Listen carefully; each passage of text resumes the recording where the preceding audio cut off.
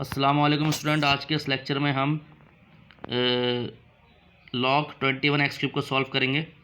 और जब कुछ नहीं कह रहा तो ऑब्वियसली है कि इसमें हमें x की वैल्यू मालूम करनी है। ठीक है स्टूडेंट, तो अब क्या करते हैं। वैसे मेरे पास तो इसका एक ही सोल्यूशन है, हो सकता है ये आपके पास कोई डिफरेंट होगा, लेकिन मेथड जो है करने का वो एक ही है। इसके अलावा सॉल्व नहीं हो रहा, इसके अलावा इस सवाल सॉल्व नहीं हो रहा।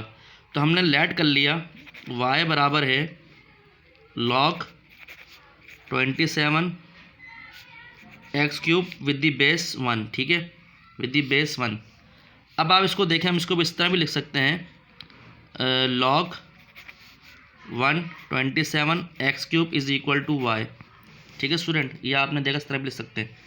अब हमने एक प्रॉपर्टी पढ़ी थी, वो थी लॉगरिथमिक फॉर्म से एक्सपोनेंशियल फॉर्म में किस तरह कन्वर्ट किया जाता है। अगर आपके पास लिखा हुआ है log a y is equal to x, और अगर आप इसको x, ये हमारे पास है लॉगरिथमिक फॉर्म, ठीक है, और ये है exponential form a x is equal to y, ये हमारे पास लाती है एक्सपोनेंशियल फॉर्म। होता क्या है student, log a y is equal to x, यानी कि log y जो लिखा हुआ है वो ये टर्म है, और बेस जो है वो a है, यानी कि बेस यहाँ पर a है, यहाँ पर 1 है, और इक्वल टू किस तरफ लिखा हुआ है, ये x है और यहाँ पर y है। ये इससे कंपेयर करें अगर आप, तो ये देखें हमारे पास a जो है 1 है, y 27 एक्स क्यूब है और x y है। अब इस लॉगरिथमिक फॉर्म को मैं कन्वर्ट कर रहा हूँ किसके अंदर, एक्सपोनेंशियल फॉर्म में, इस फॉर्म में लिख रहा हूँ।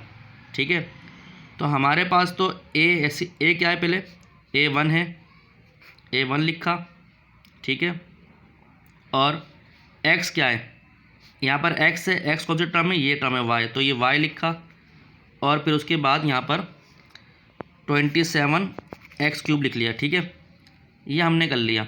उसके बाद हम क्या करते हैं, 1y ऐसे लिखा स्टूडेंट, 27 को लिख सकता हूँ मैं 3 की पावर 3 और x का क्यूब। ठीक है, अगर आप 27 का एलसीएम लें, 3 9 ज़ा 27, 3 3 ज़ा 9, 3 1 ज़ा 3, तो 27 को हम लिख सकते हैं 3 की पावर 3 एक्स क्यूब, तो 1y is equal to 3x। अब इसका क्यूब बाहर निकाल देते हैं, ये क्यूब बन गया। ठीक है, उसके बाद हम यहाँ पर ये करते हैं कि taking log on both side, क्योंकि मज़ीद इसके अलावा कोई और कोई मेथड नहीं है सिवाय log लेने के, इससे आपके पास x की वैल्यू आ सकती है। तो log 1y is equal to log 3x और यहाँ पर 3। ठीक है, अब एक प्रॉपर्टी होती है log की, वो प्रॉपर्टी ये होती है कि अगर आपके पास log m इंटू n है तो बन जाएगा n log m। ठीक है, पावर पहले आ जाएगी, ये प्रॉपर्टी होती है। तो y पहले आ गया, ठीक है, log 1, ठीक है, और इज़ इक्वल टू 3 पहले आ गया, log 3x, ये लिख लिया। ठीक है, अब आपको पता है जो log 1 होता है वो 0 के बराबर होता है, तो y ऐसी 0 ऐसी जो कि 3 log 3x। ठीक है, तो ये 0 हो गया, ये 0 से मल्टीप्लाई होगा y, तो होल 0 आएगा, ये 3 log 3x।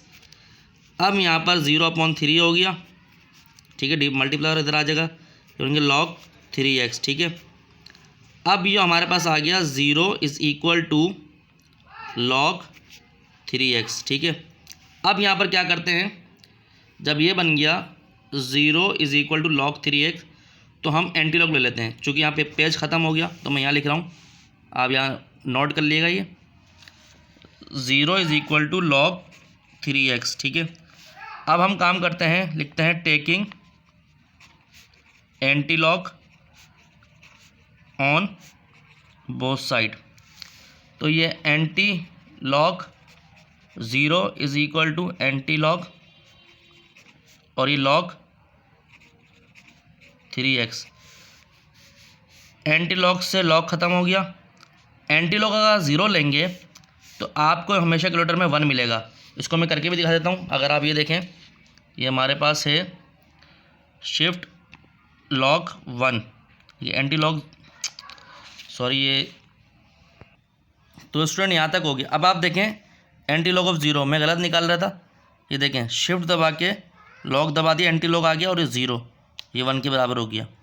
ठीक है, शिफ्ट दबा के लॉग का बटन दबाया और ये 0, तो ये 1 के बराबर आ गया। ठीक है, तो एंटी लॉग ऑफ 0 1 के बराबर होता है, या शिफ्ट दबा के एक्सपोनेंट दबाइएगा और वो 0 लिखिएगा, ये भी आपके पास 1 के बराबर आएगा। देखें 1 के बराबर आ गया, क्योंकि लॉगरिथमिक का रेसिप्रोकल है एक्सपोनेंशियल। ठीक है, तो ये 1 के बराबर हो गया, सही है, इज़ इक्वल टू 3x, तो 1/3 इज़ इक्वल टू x, तो x की वैल्यू क्या है 1/3, तो ये हमारा सोल्यूशन हो गया।